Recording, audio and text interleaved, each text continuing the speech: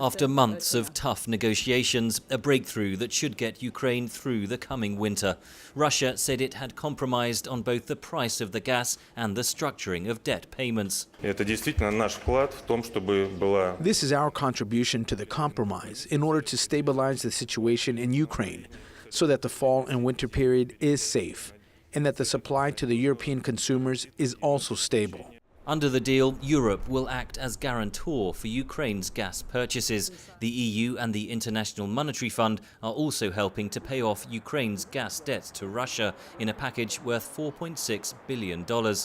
Russia had cut off gas supplies to Ukraine in a dispute over debt payments. Following the overthrow of President Viktor Yanukovych in February, Moscow scrapped the subsidies it had given Kyiv.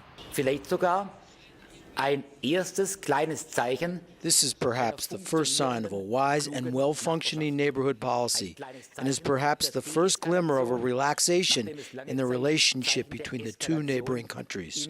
A deal to end the standoff was becoming more urgent, says Professor Alan Riley of City University London, who spoke to VOA via Skype. The Ukrainians were very desperate to get a deal done. Obviously, they've had no gas from Russia, their principal source of supply, since June.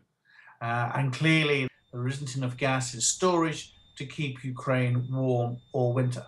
Europe gets around a third of its gas from Russia. State-owned firm Gazprom earns much of its profit from the European market. So a deal was in the interest of all parties, says Riley. Issues of Russia's reliability as a gas supplier put enormous pressure on Moscow to do a deal. In the long term, Ukraine must look to diversify its energy supplies, says economist Oleh Soskin of the Institute of Society Transformation in Kyiv. Over the last 10 years, we have financed the Russian economy by around $100 billion. We have been buying oil and gas from them through really shady, opaque schemes. Despite the gas deal, tensions between Moscow and Ukraine and its Western allies show little sign of subsiding. NATO forces report a spike in Russian bombers flying in European airspace in recent days. In the eastern Barents Sea, meanwhile, Russia successfully tested a ballistic missile Thursday. Henry Ridgwell for VOA News, London.